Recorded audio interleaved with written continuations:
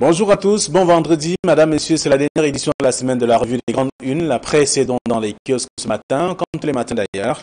La nouvelle expression parle de prestation de serment, la symbolique du 6 novembre. C'est le grand titre du journal, avec notamment la présidentielle de la présidence de la République, avec notamment le président de la République réélu, qui prêtera serment donc mardi prochain, selon bien sûr une circulaire du secrétaire général du comité central du RDPC. Une date qui coïncide avec la célébration des 36 ans du renouveau. C'est en page 7 du journal La Nouvelle Expression de ce matin. Le même journal parle de crise anglophone avec les leaders sécessionnistes. Enfin, au tribunal, pour la première fois depuis leur arrestation en janvier 2018, Julius Ayotame et compagnie sont donc arrivés au tribunal militaire.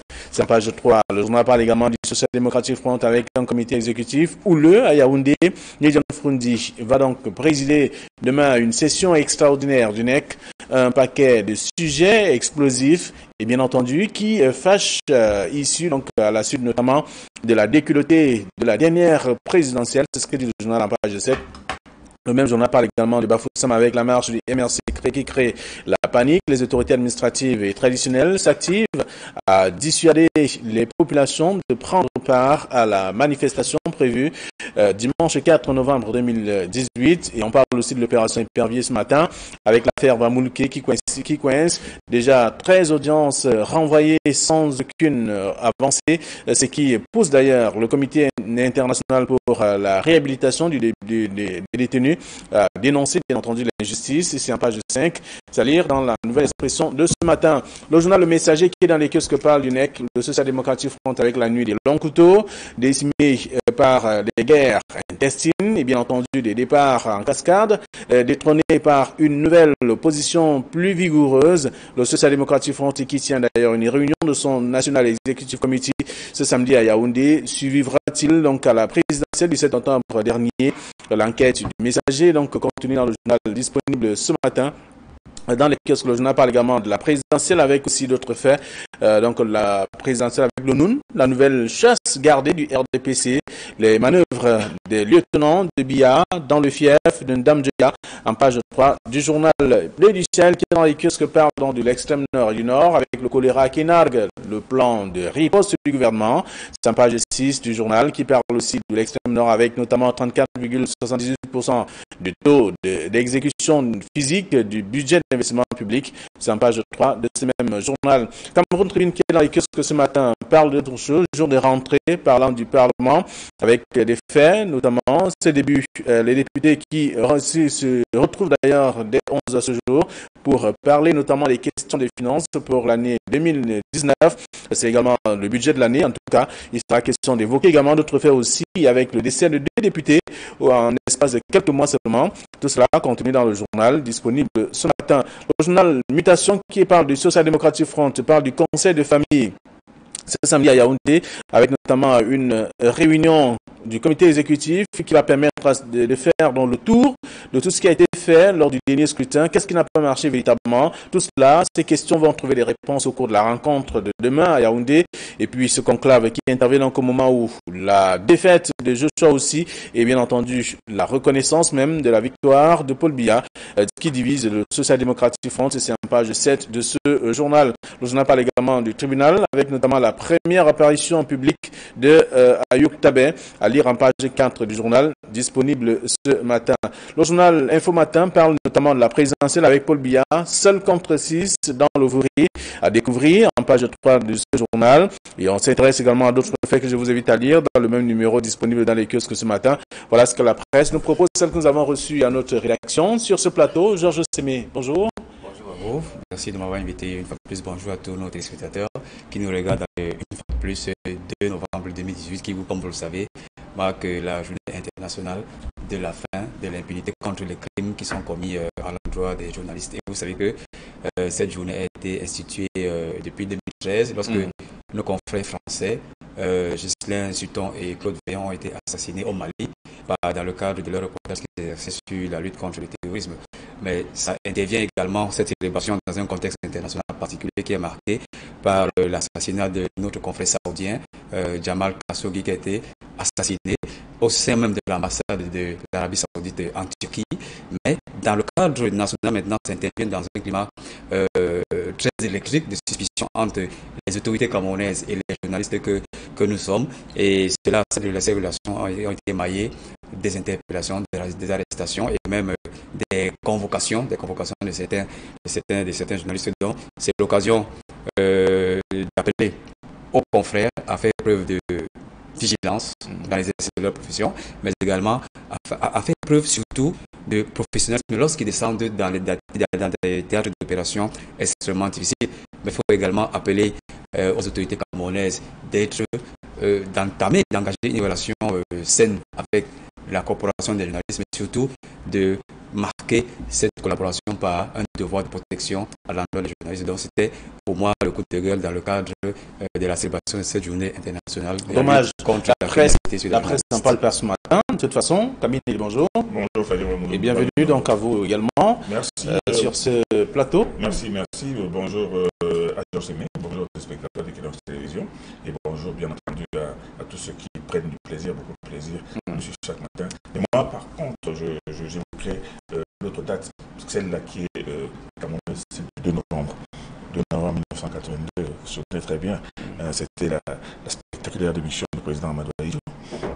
Et c'est une démission qui a eu une répercussion extraordinaire sur la vie de ce pays. Et je pense qu'on n'en parle pas, on a oublié cette date, mais c'est une date qui, moi je me souviens ce jour-là, ce soir-là, j'étais dans un taxi, c'était au niveau de l'hôtel Serena, à 20h, quand j'ai entendu ça, je suis rentré chez moi. Parce que je me disais que le ciel devait nous être tombé sur la tête. Mais ce jour, on dirait qu'on l'a rangé dans les tiroirs de l'histoire, mais c'est un jour tout de même assez particulier dans l'histoire de notre pays. Merci à vous. En tout cas, on évoque quand même un pan de tout cela dans le journal La Nouvelle Expression de ce matin qui parle de prestation de serment. La symbolique du 6 novembre, c'est quand même un titre de ce matin. On devrait titrer ici, parlant notamment de ce grand rendez-vous attendu par les Camerounais, la prestation de serment du chef de l'État. Se souvenir encore, le 6 novembre, on se souvient, c'était le jour où il prenait les rênes du Cameroun. La prestation de serment du président de la République, pas seulement au Cameroun, dans tous les pays, était un moment fort de la vie politique de chaque pays. Et au Cameroun particulièrement, dans un contexte qui est assez délicat aujourd'hui, cette prestation de serment est très très attendue. Et vous savez qu'elle intervient au moment où l'Assemblée nationale entame sa 3e session de l'année parlementaire 2018. Donc cette symbolique de la prestation de serment a tout son sens lorsqu'elle est évoquée aujourd'hui par nos confrères de la Nouvelle Expression.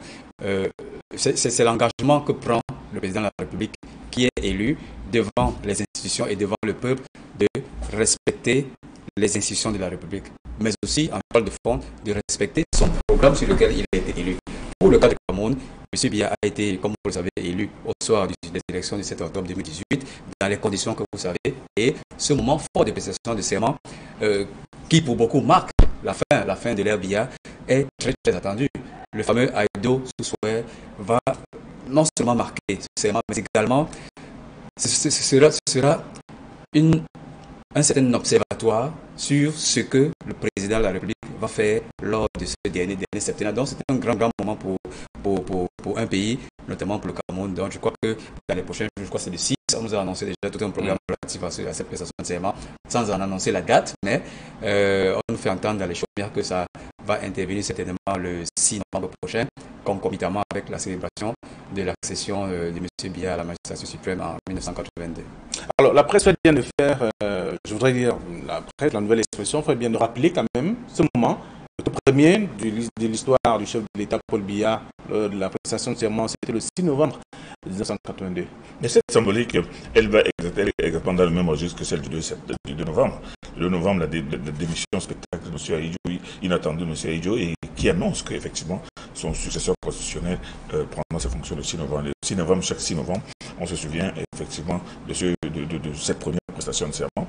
Et mais Georges Sémé venait de dire que ce dernier septennat, qui vous a dit que c'est le dernier septennat du président? Je dis que certains le disent. Certains le disent. Oh. Mais moi, je dois dire que les gens qui pensent que la prestation de serment, ce sera le 6 novembre, en fait, c'est la Constitution qui donne jusqu'au 6 novembre pour la prestation de serment.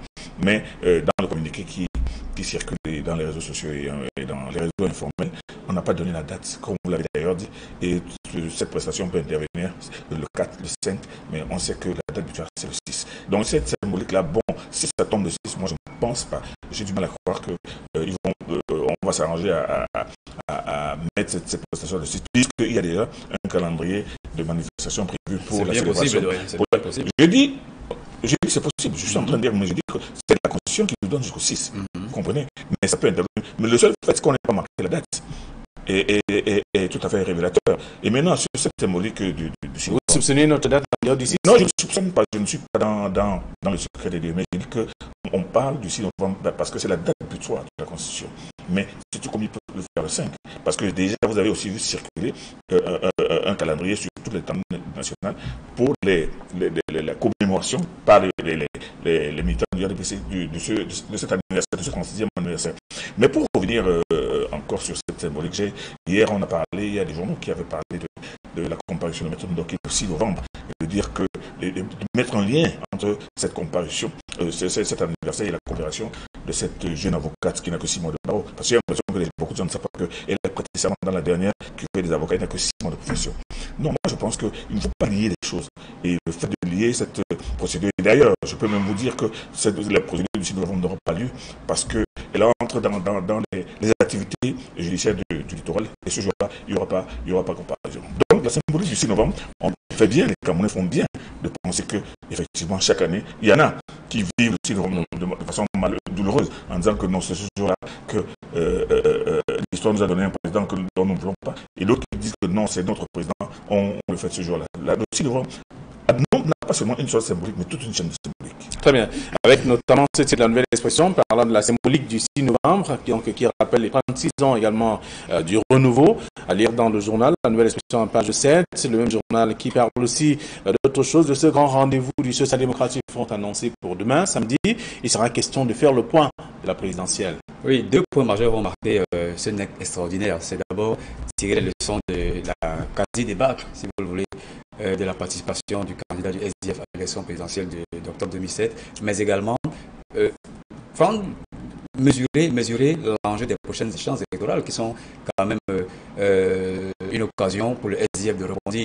Là, on parle des municipales et des législatives qui auront lieu en 2019. Mais je crois que le menu principal sera de tabler sur les raisons pour lesquelles il y a eu cette déculottée du SDF enregistrée en octobre dernier.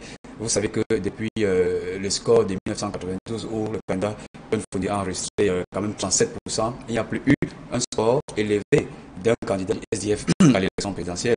Le candidat aussi a malheureusement réuni 4% seulement et il faudra bien évidemment qu'on trouve les raisons qui entourent ce mauvais score. Et vous savez que ce n'est plus le candidat du SDF qui constitue la deuxième personnalité politique du Cameroun. Il s'est fait supplanter par le candidat du MRC et le candidat du SDF est plutôt 4e aujourd'hui. Donc il faut, pour ma part, essayer de voir les raisons pour lesquelles il y a eu cette descente aux enfers. Et j'espère que on va trouver les solutions idéales pour rebondir lors des élections de 2019. Et vous savez qu'au sein même du SDF, il y a des guerres intestines, non seulement dans le positionnement, mais également sur la protestation du choix du candidat aussi, qui a représenté le SDF à l'élection présidentielle.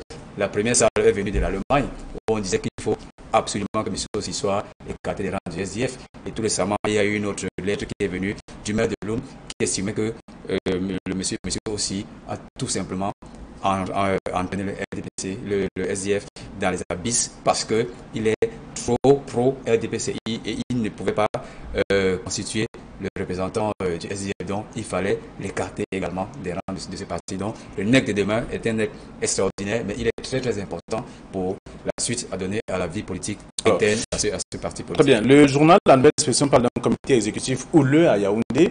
Mutation de ce matin. D'ailleurs, avant mutation, il y a le messager qui parle de la nuit des longs couteaux, qui est donc annoncé pour Yaoundé également. Et aussi, mutation qui fait savoir que c'est le conseil de famille qui va se tenir, la famille du SDF. Le messager qui a fait un titre, moi, le titre qui attire mon attention, c'est le titre du messager, la nuit des longs couteaux. Beaucoup de Camerounais ne savent pas ce que ça veut dire. La nuit des longs couteaux, c'est une histoire qui remonte aux activités politiques du régime hitlérien. M. Hitler, quand il entre de manière très démocratique, il prend la tête du Reichstag en Allemagne, il avait avec lui deux mouvements. Le premier mouvement d'ailleurs qu'il a porté, c'était les SA. Et ensuite, on les appelait, c'était des gens qui étaient en tenue kaki, en tenue brune, qui sont constitués en véritables milices du parti. Et il y avait maintenant les SS, qui eux étaient conduits par M. Göring, M. Himmler, qui constitue plutôt une sorte d'élite noire. Alors, il s'est posé un problème à un moment donné. On a estimé qu'il y a une concurrence entre les SS et les SA et que l'une de ces formations est de trop. Alors, il y a une réunion qui a été convoquée. On avait convoqué tous les chefs des SA dans une auberge, une nuit, parmi lesquels Ernstrom, l'ami même intime d'Hitler, l'ami des premiers combats, qui était là. Et ils ont tous été massacrés. Tous été massacrés. C'est ça qu'on appelle la nuit des longs couteaux. Et ça a été la fin des SA. Donc, quand le messager titre la nuit des longs couteaux, il faut que les gens remontent à l'histoire. Mais maintenant, la nuit des longs couteaux, je pense que le conclave du nez qui arrive peut aussi constituer une sorte de nuit des longs couteaux, où beaucoup de têtes risquent d'être coupées, et peut-être même celle de monsieur aussi. Mais sur la fin. Non, je dis coupé. Non, coupé. C'est-à-dire qu'ils vont descendre de leur piédestal où on va redistribuer les cartes. On va refaire une sorte d'ajustement.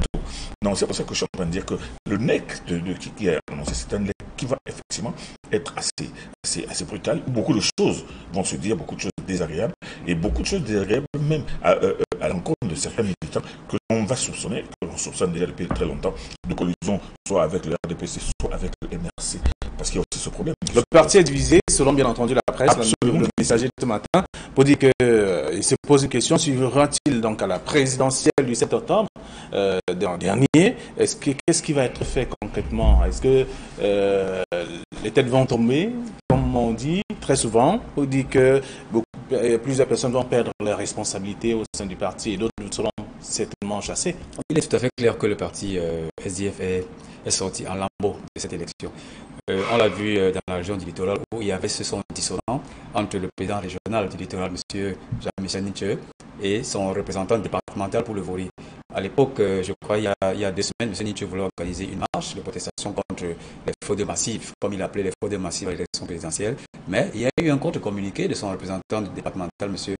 Lotinzame, qui disait qu'il se désengage sur la démarche qui a été engagée par son représentant régional.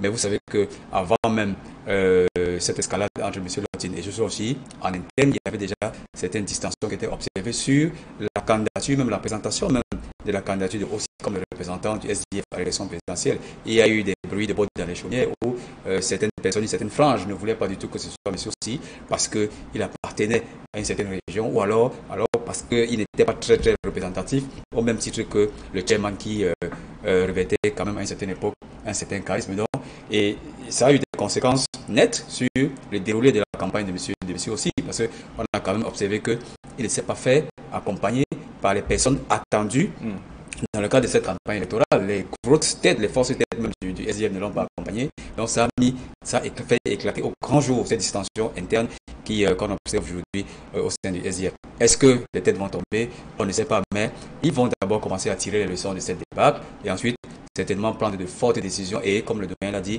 redistribuer des cartes et amener les plus représentatifs à porter haut le flambeau du SDF en ce qui concerne les prochaines échéances de 2019. Alors, parlant notamment de cette rencontre, le journal La Nouvelle Expression parle d'un paquet de sujets explosifs qui fâchent d'ailleurs, à l'issue notamment de cette déculottée aujourd'hui. Le parti a perdu plusieurs places, selon notamment le classement des partis importants au Cameroun. Après le RDPC, c'était le SDF. Aujourd'hui, le SDF se trouve en 4e position. C'est la mort du parti? Non, c'est pas la mort du parti. Je voulais seulement dire que le SDF, est un très grand parti. Et moi, je pense que le classement du deuxième parti, ce n'est pas seulement tellement à cause de la deuxième place de M. John Fundi, avec les 37% que l'on connaît, mais c'est surtout à cause de sa représentativité. Vous savez très bien le nombre de députés que le SDF a dans le Parlement. C'est pour cela que moi, je pense que l'enjeu justement du repositionnement du SDF, ce sera à l'occasion des élections qui arrivent, des élections couplées qui arrivent, telles aussi bien municipales que législatives. Et c'est à ce moment-là qu'on pourra maintenant classer valablement les partis représentés à l'Assemblée nationale. Parce que le RDPC, vous pouvez être surpris que le SDF reprenne sa place de deuxième parti. Mais maintenant, il faudrait d'abord qu'il se reconstruise entre-temps, qu'il ramène la sérénité et que tous ceux qui ont été débouchés ou qui ont quitté les rangs soient remplacés et que le parti se remette à vivre. Mais si vous rencontrez les militants les plus actifs dans le SDF, tels par exemple M. Wafo Jean Robert, il va vous dire que non, il m'a dit que non, notre parti va revivre. Ce n'est on a juste trébuché, mais nous avons les moyens de ramener le SDF là où il était. Il a eu un choc quand même. Hein. Il a eu un choc, ils ont eu un choc, bien entendu. Ils ne s'attendaient pas à un tel score. Mais oui. Le SDF n'a pas perdu son rang de première partie de l'opposition, puisque lorsqu'on fait la comptabilité de la représentation au sein du Parlement, c'est bien ce que je viens de dire. Voilà, donc le SDF est toujours le premier parti de l'opposition. C'est bien ce que je viens de dire. On attendra certainement au terme des élections municipales. Si le pion a été damé par celui qu'on présente comme la deuxième force politique du Cameroun actuellement, le MRC. Très bien. Alors, c'est à lire dans le journal, dans la plupart des tabloïds ce matin, qui reviennent également sur ce rendez-vous annoncé du SDF, donc un rendez-vous qui permettra au parti de penser, de revoir un peu ce qui n'a pas marché au cours du dernier scrutin présidentiel. Alors, Cameroun Tribune parle de jour de rentrée, parlant notamment de ce Parlement, les députés qui se retrouvent aujourd'hui pour étudier plusieurs sujets concernant la vie de la nation. Est-ce qu'il sera question de revenir sur la crise anglophone? Il sera question de revenir sur la présidentielle. Également plusieurs sujets, selon bien sûr le journal ce matin, qui rappelle quand même que c'est un moment important de la nation. Oui, mais c'est d'abord une session ordinaire, comme l'année législative le demande, à travers le fonctionnement de l'Assemblée nationale. C'est une session ordinaire et c'est la troisième de l'année, donc la dernière. Au menu de cette session, je crois qu'il y a d'abord l'examen de l'exercice budgétaire 2019 qui sera mis sur la table des députés. Département ministériel par département ministériel, c'est lorsque ce sera examiné qu'on va voter le budget 2019. Mais il y a également certains projets de loi, voilà, des propositions de loi qui seront évoquées et là peut-être on pourra y adjoindre la crise anglophone ou d'autres grandes questions de la vie politique de notre pays. Mais je pense quand même que cette session est assez particulière, comme je l'avais dit, parce qu'elle coïncide avec la prestation de serment du président de la République et certainement ça viendra, cette prestation de serment viendra faire un peu ombrage à l'agenda qui est prévu traditionnellement dans le cadre de cette session. Ils vont commencer ce matin et je crois que ça prendra peut-être une semaine ou 2 semaines, mais on attend quand même qu'il y sorte des votes sur des projets de loi ou alors des propositions de loi qui vont impacter directement sur la vie politique et économique de notre pays. Alors, il est également question, cette rencontre, c'est un moment où on annonce quand même qu'il y a eu décès de 2 députés d'un même parti en l'espace de 6 mois seulement. Ce sont des décès tout à fait... C'est une tâche quand même, une tâche noire aussi. Non, ce sont des décès tout à fait naturels. Ils étaient malades, ils sont morts, on ne peut rien contre cela. Moi, je ne vois pas... on ne peut pas suspecter quoi que ce soit. Et puis, ça ne change rien à l'envergure de ces députés qui viennent partir, ni même ça ne bousculera pas le déroulement de cette session. Mais ce que moi je voulais dire, et beaucoup de gens n'y pensent pas, c'est une session qui sera consacrée à l'examen du budget et José me l'a dit, où les ministres viendront défendre leur budget. Mais il y a quelque chose moi qui m'amuse, parce qu'il est certain que après la présidentielle, après la prestation de serment, le président de la République va procéder à un remaniement gouvernemental. Alors ce remaniement gouvernemental, on va voir certainement des ministres qui vont défendre leur budget, le budget de leur ministère là, à l'Assemblée, et un mois plus tard, ils ne seront plus à la tête de ce ministère. Parce qu'il y a ce risque-là, parce qu'il y a beaucoup de ministres qui vont partir, il y a beaucoup de ministres qui vont peut-être changer de marocain, et il y a beaucoup de nouveaux ministres qui vont arriver. Donc c'est ça qui devrait retenir aussi l'attention des gens, ces ministres qui défendent leur budget, le budget de leur ministère, mais qui ne seront pas là. Et maintenant, attendre que les autres parce que ceux qui pourront le budget éventuellement entrer vont venir gérer le budget qui aura été défendu par certains autres. Moi, c'est ça qui m'amuse. Personne n'y pense encore. On se dit que les ministres vont passer, mais il y en a qui vont partir, et il y en a d'autres qui vont arriver. Très bien. Alors, c'est dans le journal, dans la plupart des tabloïds également ce matin, on parle de cette rentrée parlementaire qui va permettre également aux députés de pouvoir explorer le projet de budget pour l'année 2019. Mais seulement, on revient également sur un autre fait, une autre actualité qui fait le tour de la presse, c'est la crise anglophone avec les leaders sécessionnistes. Enfin, au tribunal, le journal La Nouvelle Institution fait savoir que pour la première fois depuis pratiquement leur arrestation en janvier 2018, Julius Ayoub Tabay et compagnie ont été présentés, sont arrivés en tout cas au tribunal militaire. Bien, vous savez qu'ils ont été arrêtés au nombre de 47 en janvier 2018, mais une dizaine seulement se sont présentés à la cour d'appel, du tribunal militaire. Mais je pense que c'est une avancée parce qu'il y avait des supputations quand même sur leur état de santé ou alors sur les traitements au au secrétaire d'État à la Défense où ils sont détenus jusqu'à aujourd'hui. Ils se sont donc présentés physiquement et ceux qui l'ont vu disent qu'ils affichent quand même une bonne mine et ne présentent aucun signe de maltraitance. Et c'est vrai que nous ne sommes pas des docteurs, on ne peut pas dire s'ils sont en bonne santé ou pas, ou alors ils auraient subi des sévices ou des traitements corporels. Mais on se réjouit déjà qu'ils se soient présentés physiquement après avoir décliné quand même devant la convocation du tribunal. Le procès, vous savez qu'il tourne autour de la crise anglophone sur certains chefs d'accusation graves qui sont retenus contre eux, apologie de la sécession, rébellion, destruction des biens publics, etc. Et je pense que la requête pour laquelle ils étaient présentés hier était une audience en habeas corpus qui est basée strictement sur les droits du détenu.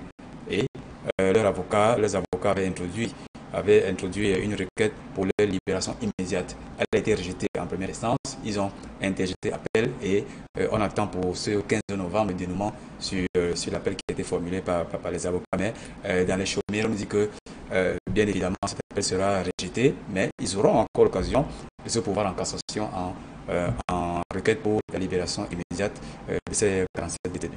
On a tout dit, ou presque, en tout cas, sur la question, sur la présence effective même de ces leaders, notamment Ayouk, qui n'était pas visible jusqu'ici, selon bien entendu des sources, pour dire que aujourd'hui, finalement, il a été vu, aperçu par les avocats qui étaient devant la barre, pour parler notamment de ce qu'ils ont fait. Ce qui leur est donc reproché sur la base de plusieurs faits également évoqués par le tribunal. José l'a dit, ils se retrouvaient hier en cours d'appel par rapport à la demande de mise en liberté provisoire déposée par leurs avocats. Vous vous doutez bien qu'ils ne peuvent jamais être libérés, puisque l'affaire, au fond, n'est pas encore ouverte. Moi, je pense même que l'instruction n'est même pas encore terminée, mais c'est tout à fait normal, c'est une procédure tout à fait normale. Demande de liberté provisoire qui a été rejetée en première instance, et maintenant ils vont en cours d'appel pour revoir cela. Mais il est évident que ces Camerounais qui ont conduit les hommes qui ont parlé, parce que vous avez parlé aussi bien publiquement que dans les réseaux sociaux, comment lui, il a décidé d'engager son pays pour sa libération. Et on sait très bien que c'est au nom d'Ayouk Tabé, sous les instructions d'Ayouk Tabé, que nous voyons les exactions qui font qu'il y a près de 200 soldats qui ont été tués, plus de 400 personnes tuées depuis lors. Donc le problème, et moi je le dis toujours, ce n'est pas un problème de crise anglophone, c'est un problème de crise sécessionniste.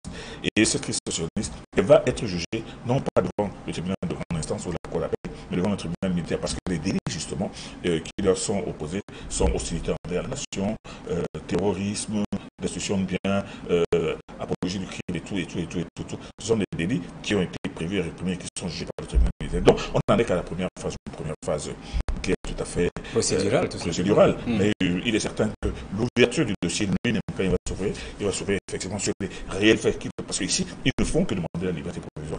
Et le fait qu'on les ait vus en liberté, parce que moi, au moment où on était en train de dire que non, on les a peut-être tués, ou bien ils sont mal portants et tout ça, ça c'était tout simplement des remous de surface. Les gens se disaient que qu'est-ce qu'ils sont devenus là-dedans, on est en train de les taper.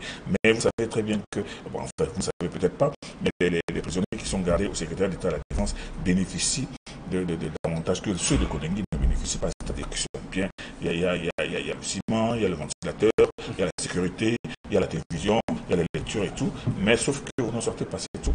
Ils vivent dans de meilleures conditions que les autres de Koningui. Seulement, ils sont tout simplement dans un environnement beaucoup plus sécurisé. Et là, aujourd'hui, on en est que la procédure n'en est qu'à leur demande de liberté provisoire. Vous doutez bien que même vous n'accepterez pas qu'ils retournent d'abord chez eux.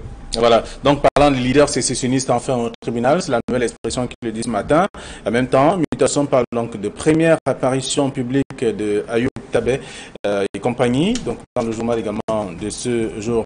On peut dire également dans la presse aussi d'autres sujets, d'autres faits, parlant notamment de Vamulke, qui aujourd'hui, dans la nouvelle expression, parlant de l'opération Pervier, l'affaire Vamulke qui coince déjà 13 audiences renvoyées sans aucune avancée sur cette question. Oui, il y a eu 13 renvois. Vous savez que c'est depuis 2016 que M. Vamulke a été arrêté. Il a d'abord été débarqué en tant que directeur général de la CRTV et il a été arrêté, je crois, en juillet 2016 pour détournement de fonds publics en coaction avec M.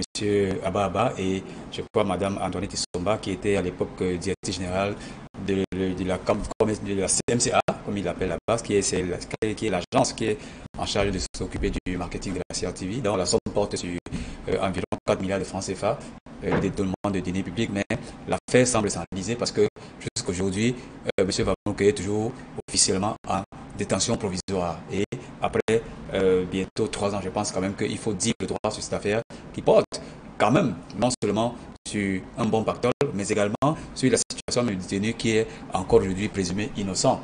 Et nos sources nous disaient que jusqu'aujourd'hui, il n'y a pas eu de témoin à charge qui viendrait accabler ceux qui se présentent, M. Vamouke et ses acolytes, donc vivement que le droit soit dit afin que s'il est déclaré coupable, qu'il soit tout simplement confirmé en prison. Alors si il ne l'est pas, qu'il soit tout simplement libéré. Mais après 13 heures d'envoi, on est sur le droit de s'interroger ce qui se passe effectivement avec ce dossier. Est-ce qu'il est vide qu'on dise le droit? S'il n'est pas vide, qu'on l'inculpe et qu'on lui applique la sanction appropriée au lieu de traîner comme ça depuis bientôt 3 ans.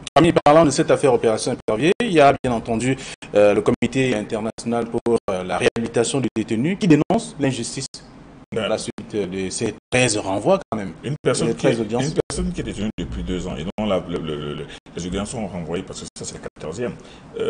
14 fois coup sur coup, de 2 choses où on n'a rien trouvé là-dedans, où on le maintient tout simplement en prison pour rien. Et Georges Sémé, tout à l'heure, vous avez parlé d'acolyte. M. Amadou Vamouke n'a pas d'acolyte. C'est-à-dire qu'il est inculpé tout seul. Et Mme Antoinette Somba, elle est inculpée de son côté. Mais seulement, l'inculpation la plus farfelue, c'est la coaction de détournement avec M. Mendoza. Vous savez très bien que M. Vamouke est arrivé après M. Mendoza. Ils n'ont rien traité ensemble. Et il avait bien été dit au moment où M. Vamouke est arrivé. D'ailleurs, la première mesure qu'il avait faite, c'est de demander un audit pour faire la séparation entre les gestions de M. Mendoza et la sienne. Alors, il est difficile de croire que ce chef d'accusation va prospérer devant le tribunal. Mais l'autre chose aussi qui a certainement poussé cette organisation internationale à demander qu'on jette un coup d'œil, c'est que M. Vamouke, dans cette affaire-là, il est là depuis 2 ans. Rien ne passe. La procédure n'avance pas et le temps ne fait que passer. Une personne qui est en prison depuis 2 ans sans jugement, c'est tout de même assez curieux dans un pays qui se dit être un pays de droit. Donc l'affaire Vamouke n'a pas fini de faire rager les gens, n'a pas fini de poser des questions aux pratiquants de droit et à ceux surtout qui militent pour la liberté comment on appelle ça, le droit à une justice équitable. Dans l'affaire Vamouke est une affaire assez curieuse et beaucoup de gens pensent même qu'elle va se terminer par sa condamnation pour tentative de complicité intellectuelle, de détournement. Très bien. Alors donc on peut lire l'article dans la nouvelle expression page 5 précisément. On va dire un mot sur la santé dans l'extrême nord et le nord. L'œil du Sahel parle du choléra qui nargue le plan de riposte du gouvernement, un peu comme si ce qui a été engagé par les pouvoirs publics ne sert à rien. Mais je crois que toute la bonne volonté du gouvernement n'arrange pas la percée du choléra. Et vous savez que c'est chaque année qu'on parle de cette dissémination de cette maladie en zone septentrionale. Et la sensibilisation n'a pas suffi. Les mesures de sécurité et d'hygiène de santé qui ont été mises sur pied ou alors prises par les populations ne suffisent toujours pas.